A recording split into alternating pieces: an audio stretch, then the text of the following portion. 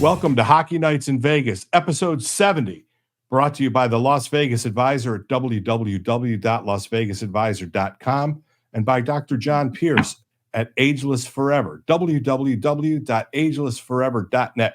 My name is Eddie Rivkin. I'm joined, as always, by Chris Chapman of Fox Sports Las Vegas, and we're back at you fast. We want to thank Ashley Weiss one more time for dropping in on us, episode 69 a couple of days ago. But now it's back to all things Golden Knights. Well, Chap, I think that the Golden Knights are being plagued by a little bit of inconsistent play, or I'm not quite sure what. They get up for the good teams. They don't play very well against the mediocre teams, and they sort of do what they're supposed to do against the really bad teams. And the last three games specifically, I think we'll not talk too much about the games themselves, but Carolina was a pretty big game, and they got outplayed pretty solidly. And Adin Hill in net, he didn't have his best game. In fact, I would say arguably he had his worst start of this year. Then a couple of days ago, they go into San Jose against maybe not the worst team in the league, but probably the second worst team in the league. They shut them out 4-0. Even Alex Pietrangelo said after last night's game, it's a tough game to get up with. They just sort of went through the motions, and the game was pretty well over 5 minutes in. San Jose had a nice little push. The Golden Knights go up 2-0. They stretch it to 4-0. Mason Morelli gets his first NHL goal, and that's really all you want to talk about because the game was a bit of a snoozer. They fly back to Las Vegas. The Nashville Predators come into town. They're fighting for a playoff spot. And once again, the Golden Knights, they didn't really play that well. They've been really inconsistent lately. And I don't know if it's troublesome, but it's certainly irritating to watch. What do you think, Chap? Well, I mean, look, the Carolina game was one of those games where they played a pretty good first period. Yes. And after that, I mean, look, you have Spencer Martin in net for the Hurricanes. They have 4 different goalies who've played for them this year, I think. Maybe even 5. I don't know. But Carolina is a team that's dealt with a lot of goalie issues this season. Spencer Martin in there, and I think he came over from Columbus, and he really was not very good in Columbus. He hasn't been a very good goalie, period. And that's an opportunity for the Golden Knights, you would think, to kind of make this guy beat you. And after the first period, Carolina pretty much forced Vegas to play their game, which is not something you see very often, the Golden Knights being forced to play another team's game. But it happened in that Carolina game. And look, you're not going to beat Carolina at their own game. When they're able to do the things that they did against the Golden Knights the other night, I mean, it's a tough ask no matter who you are to go out and beat them. I mean, they are probably one of the 2 or 3 teams that have a really good chance to come out of the East and represent that conference in the Stanley Cup final. They put pressure on you. They force you to be able to move the puck. They force you to maybe do some things that you're not comfortable with, especially if you don't have your puck movers on the ice. And I mean, there's really not a whole lot to say about any positives to say about that game other than the Golden Knights played a good first period. I'd say as the game went on, they progressively played worse. And you got to give credit to Carolina for forcing them to play that way. Look, the San Jose game, San Jose came out firing the first 90 seconds. They hit a post. And after that, the Golden Knights pretty much did whatever they needed to do to get out of San Jose with 2 points. Last night, I would say, is maybe the most disappointing of the 2 losses. I mean, look, Carolina is a good team. They're going to play their game sometimes. And when they do that, like I said, they beat you most of the time. Nashville, not a great team. The Golden Knights scored first. They took that lead and then they give up 2 goals. They go down, 2-1 into the second period.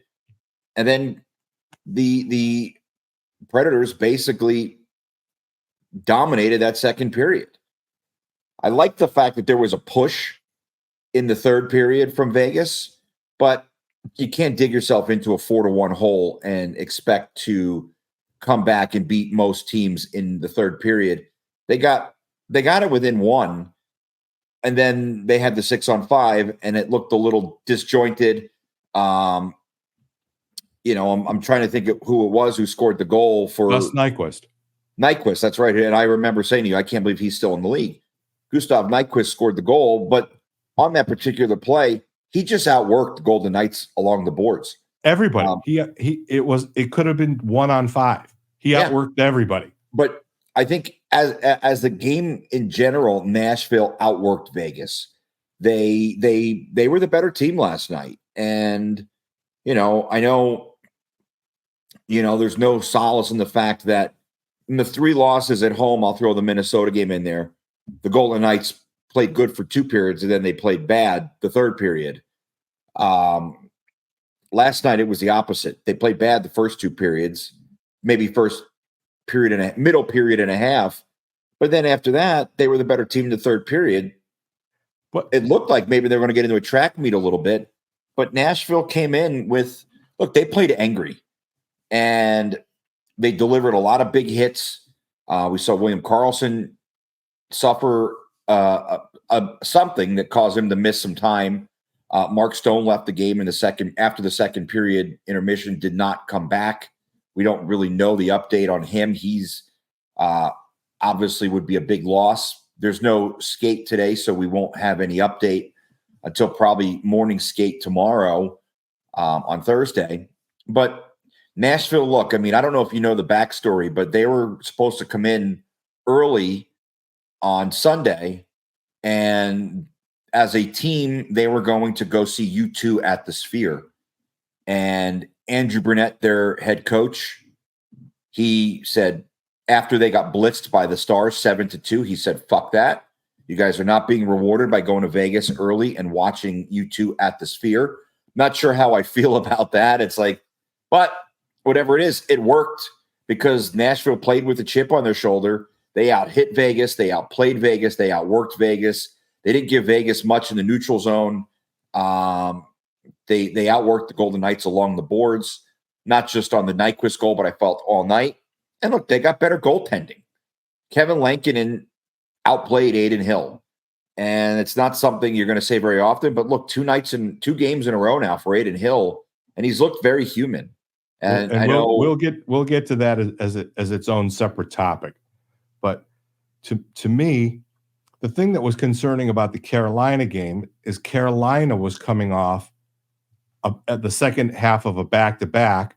Right. And usually in those games, the team has their legs in the first period and they start to fade in the second and third periods. Carolina, I mean, it was just sort of backwards. Carolina got stronger as the game went on and imposed their will on the Golden Knights, which is, again, something we don't say very often. But they were, even though the Golden Knights had a good first period, nothing really to show for it. And then they got dominated in the second and third period by a team that was playing on the second game of a back-to-back, including travel. And I got to believe that that's pretty frustrating for Butch. And all of the games that we've been watching, they just have been really choppy. We haven't really seen the Golden Knights play a lot of Golden Knights hockey. And you can't say, oh, they played really well against San Jose, because San Jose could probably barely beat UNLV. Yeah. I mean, so without Tomas Hertl in the lineup, the Sharks are essentially a glorified AHL team. Yeah. And we sat there and it was like Carolina lulled them to sleep, right? Yeah. Nashville sort of pounded them to sleep. And, the big point I thought that Bruce made in the postgame is they didn't get beat by Roman Josi and Philip Forsberg. They got beat by Cody Glass and Linda Evangelista, or whatever his name is. I think it's Evan. I don't. Anyway, Yeah, I sorry. don't think Somebody named Nashville. Evangelista had a goal, two minor penalties, and was a prominent figure in the game last night when he shouldn't been. And I can't even tell you the name of the other people that scored for Nashville other than Cody Glass. Yeah, it was Novak, Tommy Novak, and Cole Smith, who They sound like a bad WWE tag team that gets put in there to get crushed by the Great Moolah and somebody else. I mean, they got beat by Nashville's third, fourth, and fifth lines, and they don't even have a fifth line. Yeah, and Bruce, like you said, he made an emphasis of the fact that their depth guys were just better than the Golden Knights depth guys last night. Luke Evangelista, by the way, sorry, Luke. Maybe Linda's his mom. Yeah, hey, you know what? Good on him if that's the case. But yeah, it was one of those games where the Golden Knights were just outplayed by, you don't see it very often where the bottom six of a team come into T-Mobile Arena and outplay the bottom six of the Golden Knights. But last night was a case of that. And I think Bruce, you could see there was frustration, but he doesn't ever really lose his cool with us. So it's hard to say exactly what may have been said behind closed doors. Some coaches, you and I were in New Jersey, and Lindy Ruff refused to say anything about what was said in between periods. Right. Whereas other coaches will tell you, I chewed their asses out. And, Bruce doesn't really disclose too much. He gives us answers, but he won't say what. There's hints. We get snippets. I mean, the power play stunk. We got that a couple of games ago, and we got not good enough a couple of times. We're starting to get, I don't want to say cracks in the armor, but we're starting to see Bruce give us a few more nouns and a few more adjectives, and showing a little bit of, okay, enough is enough. The slog of the 82 game season. I think that excuse is running out of legs. And I think that he is becoming pretty frustrated with the inconsistency of the play. I mean, he didn't call out Adin Hill by name, but he said last night Adin Hill wasn't good enough in the first period. Well, yeah, and what he said was that, the team is coming off a back-to-back. Adin Hill wasn't. Right. He didn't play in San Jose. That was Logan Thompson. So in that first period, he needed Adin Hill to pick up sharp, and Adin Hill wasn't. And, I'm not going to say it's a goalie loss because that would just be disingenuous. I think maybe you could say the Carolina game was more of a goalie loss than this one. Last night was just a game where they didn't play very well top to bottom. I think the frustrating aspect from my end is you get Shae Theodore back last night, first time in 35 games. Only the second time all season the Golden Knights have had their top six D-men on the ice for a game. They still have only had their A lineup, all four lines, once. One time. And it was early. It was in mid-November before Thanksgiving. So that gives you an idea of how the injury bug has hit this team. But you get Shae Theodore back, and in the same game, you can't even go a week. Mark Stone gets knocked out. All right, now hold that thought, because we're gonna get to that down the line too. Where general manager Chris Chapman is going to come on the air and do a couple of minutes. But my point is, you get someone back, and it's at the cost of someone else. And I think if I was a fan, I'd be really frustrated about that. I mean, obviously, it's beyond your control, and there's nothing the team can do about Yakov Trenin leveling Mark Stone at the blue line. Kind of I'm not going to say dirty hit. He got called for interference on it. It was a blindside. It was a bullshit hit. Yeah. Probably he could have gone without it. And he got called for the interference. I mean, he's not going to get suspended or fined for it, but it certainly was taking some liberties. And I mean, but but that's the way that team needs to play. They need to play with that anger because they've got some really big guys, and they showed up last night in the hits department. And I think if you're the Golden Knights, you have to be like, what the fuck is next? Like, what's hiding behind the injury door tomorrow against Toronto? Because it just seems like they can't buy a break right now when it comes to staying healthy. And hopefully it's a short-term thing with Stone. Hopefully he's back tomorrow. I don't know. We'll find out on Thursday. But I'm sure some of that frustration crept in as well. Not just, Pietrangelo said it last night. That's one you would have liked to have won for your captain. Well, I think they were already down 4-1 when that had happened. So I think what's lurking behind the injury door is maybe William Karlsson. Because, we watched the video. We picked up like the X feed of the hit. Yeah. And they had a close-up of him, and his eyes were rolled back in his head. He looked like he was dazed. And again, penalty was called. It was interference. It was a marginal hit, at best. But, now that we're talking about that, are you surprised that, and we talked about it a couple of times last night at the game, it felt like there should have been a fight last night. Yeah, I thought so. And I feel like they didn't step up for Stone. They didn't step up for Karlsson. I mean, Luke Schenn just hit Golden Knights last night with impunity. Yeah, and I mean, Keegan Colasar had a couple of big hits, but nothing like.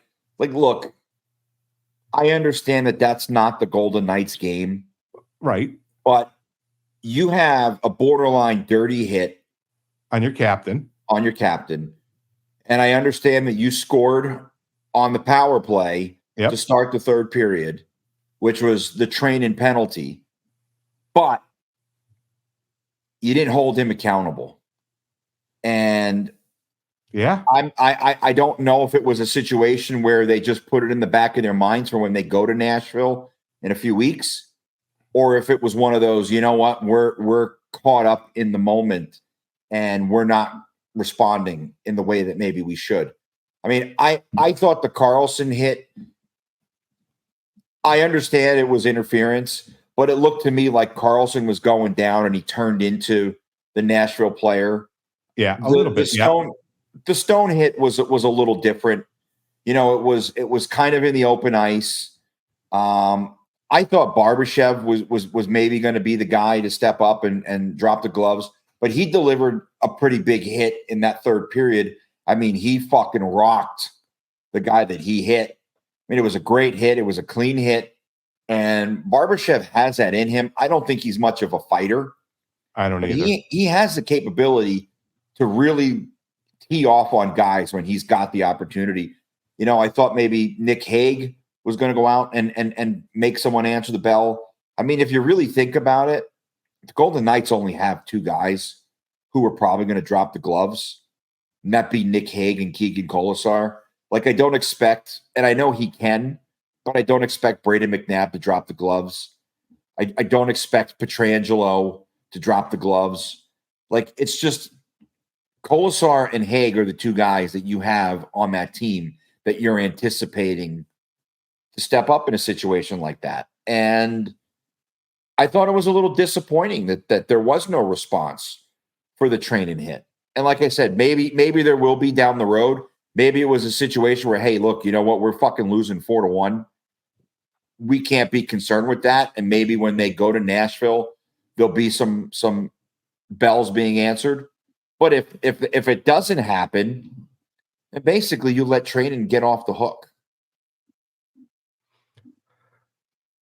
Adin Hill has had 2.5 very pedestrian starts, especially when you compare it to his body of work from the Stanley Cup Finals to 50 games into this year when he was in the lineup.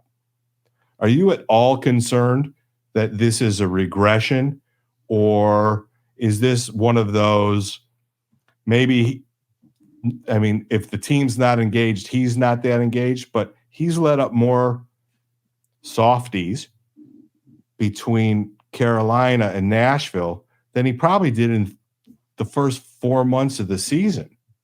I think you could probably include last season as well. Yeah, he was been a rock. I need to see more before I make a judgment on that. I mean, the team hasn't played well in front of him. I mean, yeah, he probably should have stopped the shorthanded goal against Carolina, but it essentially was a 1-on-3. And I understand he slowed it down and it dribbled through his legs. That's one he should have saved. But I think we'll see how he does. I mean, the good news is if you're the Golden Knights, you've got some runway. And there's certainly opportunity to see if everything is well with Adin Hill before the trade deadline approaches. And I'm not even throwing it out there that they're going to make a move for a goalie. I don't. You've got two goalies who are capable. I don't think you just throw Hill on the scrap heap after a couple of bad games. Come on, seriously. You don't want to start right here on Hockey Nights in Vegas, episode 70. You don't want to start Paul Cotter, Brendan Brisson, and a first for Jacob Markstrom. I'll leave that to other people. That's certainly not something I would throw out there. Look, okay, I think all right. I think Adin Hill is good enough. He's proven he's good enough to win the Stanley Cup. I think Logan Thompson is a more than capable backup goalie. In fact, I think on some teams, Logan Thompson would probably be the number one. So maybe some teams they're going to see on this road trip. Columbus. Oh, excuse me. Yeah, sorry. Sorry, I don't have a cough button. Columbus. Yeah. Oh my gosh. Oh, I got something else. Toronto. So, look, I don't think it's a problem. I think it's probably a situation where the team's just not playing well as a whole. And you know what? That resonates from the top down to the bottom. And, I think if you're Logan Thompson, who we know is engaged, because usually a goalie will sit behind in the tunnel to go back to the locker room. Logan Thompson likes to sit up on the bench with the guys when he can. He's very engaged in the games. I think there's a healthy competition between Adin and Logan. And look, Logan, if I'm him, I'm watching this and I'm saying, you know what? There's an opportunity. There's an opportunity here. Wait, I need something to knock on. Opportunity's knocking, Logan. Yeah. So I think, for the Golden Knights, I think goaltending is one of the least of their concerns. In fact, I would probably rate it at the bottom of their concerns. I'm not worried. Adin Hill is fine. It's 2 bad games. Unfortunately, they come in a row, but Nashville's a desperate team. They didn't play well in front of him. I wouldn't blame him. I mean, the guy is human, and he's entitled to have a bad game every now and then. Then if that's the least of the concerns, let's move on to has to be, unquestionably, the number one concern. General manager of the Golden Knights, Christopher Chapman, you have the possibility, and I don't want to be a forebearer of bad news, and ladies and gentlemen, we don't know fuck all. This is just for the conversation that we're having. The trade deadline is March the 8th. That looks like it's about 17 days away, according to my calendar. If Mark Stone has to go on LTIR, Jack Eichel was just put on LTIR. That is $18.5 million on LTIR. Christopher Chapman, what are you going to do with $18.5 million, knowing that the salary cap is only going up $4 million next year, and Marchessault isn't re-signed, and they have 2 others? Yeah, Stevenson also not re-signed. Alec Martinez also not re-signed. We'll probably have the opportunity to discuss those at a later date. Closer to the trade deadline. The first thing I'm looking at is if I'm the general manager, I already know how long Mark Stone's going to be out. And I already know how long Jack Eichel's going to be out. Or I have a general idea. So I know how much I can manipulate the cap in my favor. And I also know because I have the very best cap people in the NHL sitting at the table with me when I go into my meeting in the morning to discuss where things are. Look, there's two players I'm looking at if I'm the Golden Knights. Jake Gensel, who I understand is injured, but Jake Gensel is an unrestricted free agent at the end of the season. So next year's salary cap means absolutely nothing to me at the moment. But I'm on the phone with the Pittsburgh Penguins. Look, I know he's hurt. He's going to be out till after the deadline. Let's start a discussion and figure out what we're going to do to make Jake Gensel a member of the Golden Knights. The other player I'm looking at is under salary for another year. And he plays in the same division as you, but he plays for a team that sucks. And that's the Anaheim Ducks. Frank Vetrano is a damn good player. I think he's probably going to end up back with the New York Rangers. I think that's a team that will certainly make a move. Look, if I want to expand my list, I'll include the Ducks. I'll see what they want for Adam Henrique. Veteran, a guy who's been around a long time, still a pretty good player in this league. I mean, that's probably my short list. I know Vlad Tarasenko will probably be on the move. I don't really take much interest in Vlad Tarasenko. I'm not sure I'd want him. He can score. Yeah. You know, I'm just throwing names out there that I could see. You know, I don't see the Golden Knights standing pat. And I don't know if Jake Gensel is a realistic option or not, but there's other guys who are. You know what? There's a guy we just saw the other night in San Jose. You have woes on the power play. Well, all Mike Hoffman does is score power play goals. Mike Hoffman hasn't scored a goal in 28 games. He also plays for a team that's won like 17 games. They've won that many? I don't even know if it's that many. Let's see. I was going to put the over under 12. 12? Let's see. Standings. That's not where I want. Just scroll to the bottom. Yeah, I'm on the wrong page here. Let's see. So the NHL standings, the San Jose Sharks have won 15 games. That is tied for the worst with the Chicago Blackhawks. But I know Mike Hoffman hasn't scored in a lifetime. I still think he's a guy. First of all, he's going to be unbelievably cheap. Right. And I don't think the Golden Knights blew any doors away last year when they acquired Teddy Bluger. But Teddy Bluger was a guy who had a role on this team. He was serviceable, and he did exactly what he was supposed to do. He started 70% of his faceoffs in the D zone. Defensive zone. Yep. And he killed penalties. Yep. Right? I mean, he was a specific fit acquisition. Yes. Now and he specifically fit in it pretty well, I think, too. I'm going to put it out there that I think it's a different role, but that's a role, or there's a role for Mike Hoffman. Look, you're going to play on the third line, and when the power play comes around, we're going to put you out there on the top unit. That's your job. That's your job. Go out and score power play goals. Don't give a shit if we get anything from you in 5-on-5, although it would be nice. We just want you to score power play goals. Will the Golden Knights go after Mike Hoffman? Probably not. But I'm putting the name out there because I think he'd be cheap. And if he did his job, it'd be a good acquisition. Now, there's always well, what if he comes in and he's terrible? Then you made a big mistake. But the Golden Knights don't seem to make a lot of those mistakes.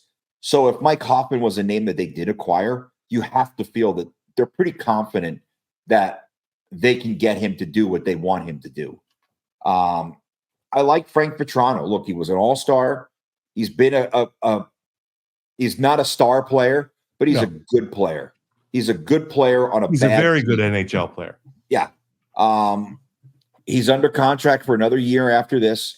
He's relatively low $3.5 million. I don't think you're asking a lot to try to fit him in somewhere. He's a guy you could put up on the second line, and he'll go out there. And I mean, he's having a really good season. You look at his numbers, and you're like, it's one of those. Oh my God, this guy has almost 30 goals. I mean, Frank Vetrano has 44 points, and 26 of them are goals. So he'd be second on the Golden Knights. Yeah, I mean, if I look at if I look at the numbers for the Ducks are not a team that scores a ton of goals. They only have 42 points on the season. So I don't have their goal numbers in front of me, but I would venture to guess that Mike Hoffman has probably scored a pretty high percentage of goals for the Anaheim Ducks this season. I'm looking at their power play numbers. I'm trying to get their goals. It doesn't matter. But Frank Vetrano, a guy who's got 26 goals, as you mentioned, he would be second on the Golden Knights. You bring him in, you put him on the second line, and you all of a sudden, your third line becomes that much better. I think there are lots of other players. I think it's going to be hard for them to make a splash. I mean, listen, you can't replace Mark Stone. You can't replace Jack Eichel. And just as a reminder for those who might have jumped in, we don't have any information on Mark Stone's injury. We're just talking about the hypothetical and what happens if Kelly McCrimmon has a boatload of LTIR cash. But I think that interdivision, though we've seen a ton of it this year, more than we've ever expected. I mean, Vancouver and Calgary, they're almost like stepsisters, the way they're passing players around. But I feel like at the trade deadline, when teams are sort of a lot closer to where they might bracket themselves in the playoffs, I think those interdivisional trades are going to be much more difficult, and that the price for players, I mean, knock on wood, again, we're going back to the knock. Ben Hutton is healthy. We've seen that Caden Korzak is very serviceable, and we still have Miramanov. So the positions for D-Corps, the acquisitions, I don't think are even a concern. The Tanev and things like that, I don't think they're on the table. But as far as the big market guys, I don't see the ability to make a splash. I mean, I look at somebody like Casey Middlestad in Buffalo, right? Serviceable, dependable, plays 200 feet, And then I was listening to something, I think it was on the NHL network or on the Sirius channel on the NHL network there. Pittsburgh doesn't look like they're going to make the playoffs. Yeah. They're Malkin, Crosby, Carlson. They're all 36, 37, 38 years old. Sidney Crosby is the lineage passing through Mario Lemieux, right? The next generation. He's 36 or 37 years old. He's leading the team in scoring. He looks like he has another 2 or 3 good years in him. But do you think that he wants to stay in Pittsburgh and play with a shitbird Penguins team to close his career out? Yeah, I don't know, because you think that was a team they made some bold moves in the offseason. Massive. Acquiring Erik Karlsson, Riley Who's been Smith. a dud. I mean, I think I don't know. I don't know what, I mean, his contract is certainly a very, there's not a lot of teams that would be able to afford bringing Sidney Crosby in with his contract. $18.5 million on LTIR, chap. You can eat it all day with put gravy on it. Yeah, but how much longer is he under contract for? I don't know. We really do need to have like a stat boy kind of thing. So who can help us when we go off on these wild tangents. Yeah, I'm going to look it up right now and see. But I mean, there's. I think he has 1 year left after this. That would probably sound about right. Look, I mean, there's a lot of names out there. There's a lot of guys that the Golden Knights could, in theory, go after. I'm gonna curiously watch what the Seattle Kraken do. By the way, Sidney Crosby is under contract through 24-25, and his hit is $8.7 million. Pocket scraps if you've got 18 million. I mean, that's about what Stone makes. Yeah. But one more name that I'll throw out there, and I mentioned Seattle because they are not. Go ahead. I think I know who you're going to say. They're not going to make the playoffs, but I like Alexander Wenberg, defensively responsible center. He can provide some offense. Him and William Karlsson are very, very close in terms of being friends. Not that that's a factor in, but sometimes it is. Sometimes it is, right? Alex Pietrangelo went and vouched for Ivan Barbashev. We know that. We know that Pietrangelo, they came and talked to him, and Pietrangelo gave a glowing recommendation of Barbashev. And thank you, Alex Pietrangelo, for making that happen, because I love Ivan Barbashev. Look, I think Wenberg is a guy, again, not a huge name, not a big splash. And as you mentioned, going to be really hard for the Golden Knights to make that big splash. But Wenberg, I think, is a guy who, having him on your team, first of all, provides center depth. Secondly, he's probably going to be moved because I don't foresee the Kraken re-signing him. They've got other needs. And look, the reality is they made the playoffs last year. They went backwards. They may want to go in a different direction because they're not going to make the playoffs this year. Look, it's just not working out for Dave Haxtell and those guys. And, I don't know what they started slow. And look, it's a really tough league. You start slow, it's really difficult to get back into it. Not everyone's going to go on a 16-game win streak like the Edmonton Oilers did. I was going to say, unless you fire an asshole head coach named Jay Woodcroft. Yeah. So, look, that's one of those situations where Seattle's probably going to be sellers at the deadline. I had Jordan Eberle. Yeah, he's up there as well. I think 34 cap hit, you take it with a grain of salt. It's no different than Adam Henrique. It's a guy who certainly has the capability to go out there and help you win hockey games. It's a veteran who understands what it takes to win in the league. And it's just another leader in the locker room. I don't foresee Jordan Eberle being back with the Seattle Kraken. Like I said, 34 years old, big cap number, 5.5, I think almost 6. Seattle's they're gonna be going a different direction. I don't necessarily think their decision to be the anti-Golden Knights is one that is going to pan out for them. They came in that first year and we're not going to do what the Golden Knights did. We're going to try to do it a different way. Yeah, it worked. You made the playoffs last year and you knocked out the Colorado Avalanche. Now you're going to be home watching the playoffs. So it's an interesting dynamic because you have one franchise that these two franchises will forever be linked. The Golden Knights and the Seattle Kraken. And the Kraken, and I'm not saying that they can't do it, but they are a lot further away 3 years into this than the Golden Knights were 3 years into their existence. They're further away than the Golden Knights have ever been. Yeah, you might be right. I mean, I know the Golden Knights missed the playoffs one year, but when you go back and you look at all the man games lost to injury, that's a playoff team, if not for all the injuries that they dealt with that season. So I got one more name. I have one more name for you. And it hurts not me Anthony to say. Mantha.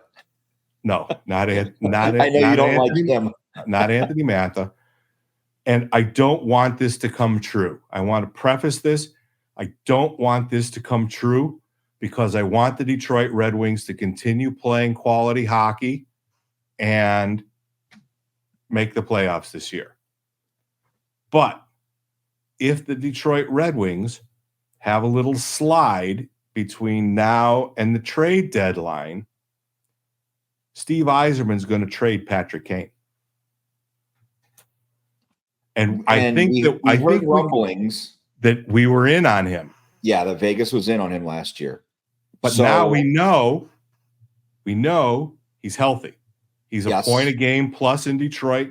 He was the guinea pig, right?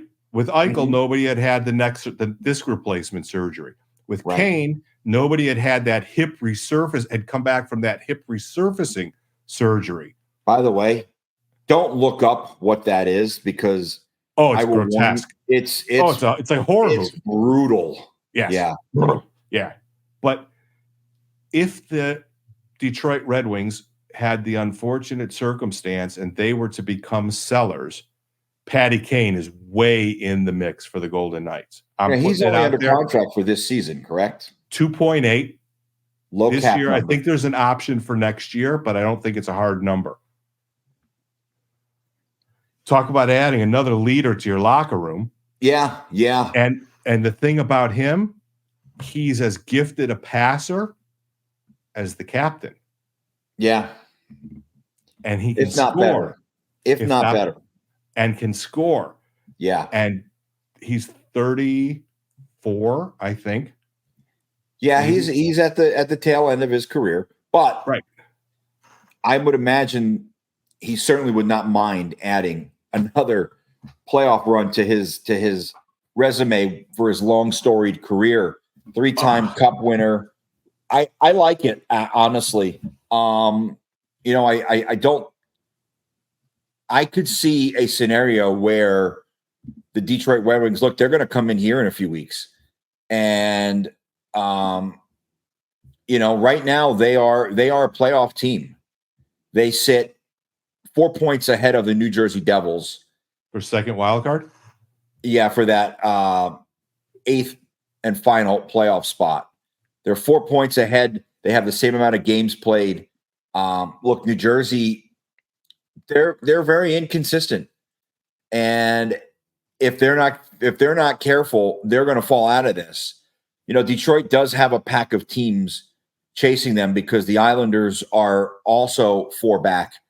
And then you have the Capitals who probably are out of it at 6 points back. I mean, it's not insurmountable, but there's a lot of climbing that the Capitals would need to do. The other thing is the Red Wings are only a point behind the Tampa Bay Lightning. So I don't foresee them being sellers because I think they're a playoff team. But I agree. If they go on a little bit of a slide, they probably do become sellers. Because same with Philadelphia.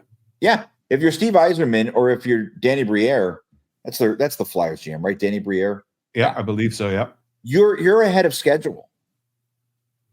There's no reason to go all in and become a buyer when the possibility of getting assets and adding to what you've already built. I think if you're the Red Wings and Steve Yzerman, the goal is not to make the playoffs.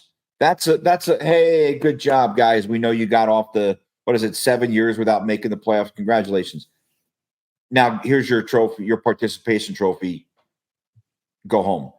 I don't think that's the goal for the Red Wings. The goal is to win a Stanley Cup. And that's the only goal that the Red Wings have. And they're not going to win the Stanley Cup this year.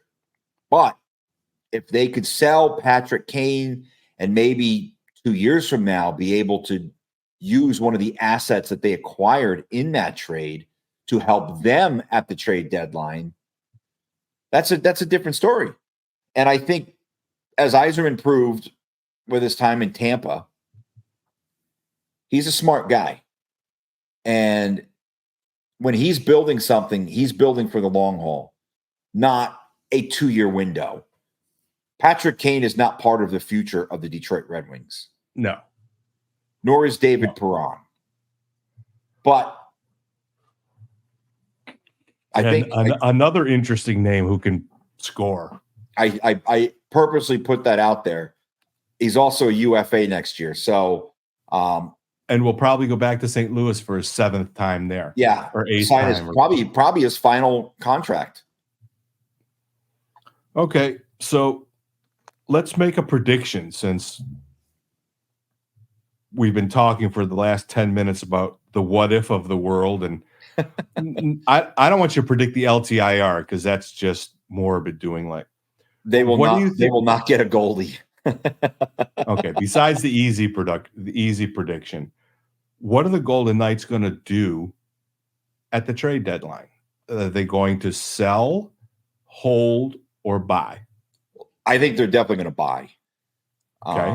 I don't foresee a scenario where they hold or where they sell. They've never been a selling team, and they've never been a holding team. They may not go out there and get the biggest name, but they're going to do something. It's just they have an owner who backs them 100% in moves that they make. And George McPhee and Kelly McCrimmon have proven that they're pretty fucking good at their job. They may get a guy and you scratch your head, you're sitting there, this guy's only got 3 goals. Why would they go out and get him? Well, because they know a little bit more than me and the fans. And there's something about that guy who may only have 3 goals where he fills a void that this team may need in a couple of weeks. Like you said, Eddie, when we started this, you're not going to replace Jack Eichel. You're not going to replace Mark Stone. That's just bullshit to even think about it. But if you could bring guys in who could hold down the fort until you are 100% healthy.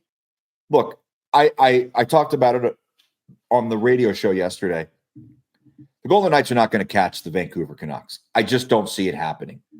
But I do think the Golden Knights could end up playing the Vancouver Canucks in the playoffs because I do think that Edmonton could catch the Canucks. I think when you combine games in hand and how these teams are playing at this particular time, the Golden Knights are kind of middling.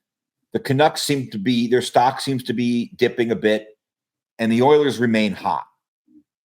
They keep winning games. I understand they lost a couple after that 16-game streak. They've got another streak going. I think they've already won 2 or 3 in a row. So they're coming. And I think for their ego and their psyche, they probably feel that they need to win the division because I don't think they want to play the Golden Knights in the playoffs. I really don't. Because I think they know that a healthy Golden Knights team is better than them. I think they're gearing up to play the Golden Knights in the playoffs. Well, I think they are, but I don't think they want to play them in the first round. I agree with that. I think that nobody wants to play a healthy Golden Knights team, no matter where if they're the second wild card in the West. You don't want to see Vegas because here's what we know: Vegas doesn't give a shit where they play. No, they don't give a shit about home ice. They don't care about any of that. Yeah. So if you're anybody, right? I mean, I can see the scenario where Edmonton wins the division and Vancouver and Vegas are 2-3 or 3-2 or some I like variation the Golden of that. Chances in that series. But what about the LA Kings? I don't think the Kings could catch Vancouver. But could they catch the 2 or 3 and make it? Is there a chance that the Golden Knights are the wild card team? No, I don't think there's a chance. Okay. I think they'll finish ahead of LA regardless of what happens with Edmonton and Vancouver. I'm going to say that they're going to be buyers, but I don't see the splash. I look around and I just don't see a splash. So I see it being 2 middle 6 kind of players, right? Utility guys, responsible guys, older, without term, absolutely rental stuff. And, I also suspect that if Mark Stone is an LTIR issue, that we'll see Jack Eichel in the next probably 2 weeks. Yeah. I mean, look, I have to imagine that Eichel's getting close. Right. We don't know. We don't have any inside information. We've been told that they're skating on. Everybody was skating on their own. Eichel, Carrier, etc. But I feel like they would, I don't want to say that they would rush Eichel back. No. But I think that they would be less inclined to drag it out and hold him out of the lineup. If they have the opportunity to put Eichel in the lineup, that goes a long way to plugging the levy. Yeah, you don't have to force. I think they would prefer to have the luxury of not having to force him back in the lineup and maybe be willing to ease him back. But like Bruce said yesterday, he was asked about Shae Theodore, in his minutes. And Bruce was pretty adamant about, hey, look, you know what? Once you're cleared, you're cleared. Yeah. So, and I think I don't be prepared to play. He played 20 plus last night. I think Shae did. I think he was really close. Yeah. And he looked exactly like you would expect a guy who hasn't played in 3 months in an NHL game. And he did have an assist. Yeah. Yeah. So let's talk about the rigorous upcoming schedule before we get out of here. We'll spend about 4 or 5 minutes on it. They're back to every other day. They've got a tough roadie coming up. By the way, 21 minutes for Shae last night. 21? Yep. I guess if he's cleared, he's cleared. He's cleared. Right? I think Bruce probably knew what he was talking about when he said that. Yep. So Toronto comes in tomorrow. Then they're off to the great Eastern Canada, right? They get and Ottawa is not a gimme. Ottawa is suddenly playing a little better than not going to the playoffs. But they're a feisty bunch. We know that. Watch out for that Ridley Gregg. Yeah. And then they play Toronto again. I mean, business, in the great words of JR in the WWE, business is about to pick up for the Golden Knights. Yeah, it's a tough road trip. It starts out with a game you should win against a team you should beat. And then you have those 3 games in the middle that could be trouble. Boston, Toronto, and I'm going to throw Buffalo in there as well. Because, look, that's a team that did beat the Golden Knights in this building back in December. So I think while the Sabres are a team you should beat, the reality is the Sabres beat you earlier in the season. So I don't think they'll be overlooked by any stretch, but they've proven that they're a team that can give you a hard time. And Ottawa is in that mix because, I mean, look, they got nothing to lose. And it's clear that they're okay with going out there and being a shit disturber, which I like. I enjoy that sort of stuff. Look, if you're not going to make the playoffs, at least don't quit. Right. And they haven't quit. So credit to them for playing the right way and going out there and doing that. So I think tomorrow is a really big game for the Golden Knights because you certainly don't want to go on that road trip losing 4 out of 5 games, and you certainly don't want to go away from home having lost 4 straight at home. We'll have to wait and see what the update is on Mark Stone. This is a really important road trip for the Golden Knights. I think you have to come away above 500. I don't think this is one where you're like, if we get 5 out of 10 points, we're happy. I think you need to come home with 6 or 7, maybe even, 8's a tall ask with Boston and Toronto. Yeah. But I think you got to get at least 6 points on this road trip to feel really good about the way it went. And look, if you could steal a point in Boston or steal a point in Toronto, then feel good about that. Sure. The crazy thing is they haven't played Columbus this year. I think Columbus is the last team that they will play for the first time in 23-24 season. Yeah, because it was Minnesota it was Minnesota and Columbus until then. I think Minnesota was the last Western Conference team that they play. And then I think Columbus is the last because they've been to the East Coast. They've played everyone in New York, obviously. Usually, sometimes it's weird. They'll play the Devils really late for some reason. But, I think Columbus is – and, look, the last time they played the Blue Jackets, they blew the fucking doors off of them. So, if those guys have any pride, I'm sure they're not going to go out there and just lay down. I'm sure there's a lot of guys on that team that remember what happened when they came to T-Mobile last year. So, look, there's no gimmies ever in the NHL, and certainly no gimmies on this road trip. It's like I said, it's a really important road trip, but it starts tomorrow night at home. You've got to take care of business against the Leafs. They're going to get Morgan Riley back in that one. I do believe he's already that's his 5th. So we sure got a lot of egg on my face hoping they lost all 5 games of his suspension, huh? Yeah, I think they won all of them.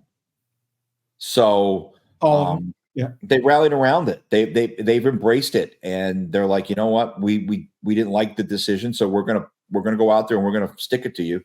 And the Golden Knights, it's a good team. You're playing a good team. I don't think a threat to win the Eastern Conference, but still a good team, and a guy in Austin Matthews who is on pace to score 75 fucking goals. I mean, in 2024, you've got a guy who may score 75 goals. So I missed the Toronto game last year. I was flying home from Notre Dame. So I'm glad I'm going to be there tomorrow night. I'll have the opportunity to see it. And I mean, look, it's going to be fun. I think it'll be a great atmosphere because the Leafs fans travel. Yep. And I think it's a must win for the Golden Knights. Not so much for standings purposes. I think for psyche purposes, getting away to go away for 5 games, across 3 time zones, you definitely want to play a good game tomorrow night. That's it. I think we're done. Episode 70 is in the books. Thanks to our sponsors, the Las Vegas Advisor, www.lasvegasadvisor.com, your home for everything in Las Vegas, and my good friend, Dr. John Pierce at agelessforever.net. We'll be coming to you again soon with the Golden Knights playing basically every day. We're going to try and wedge an episode in here and there, keep you up to date on the comings and goings and rosters and injuries and everything Golden Knights. And the trade deadline, as we said, is about 17 days away. So there's going to be a lot of NHL news and notes to talk about. Hit the subscribe button. The next person that hits the subscribe button, and we know in what order you guys subscribe, is going to win an incredible prize pack, including 4 golden statues from last year. The big golden statues, and we'll get pictures of them up there.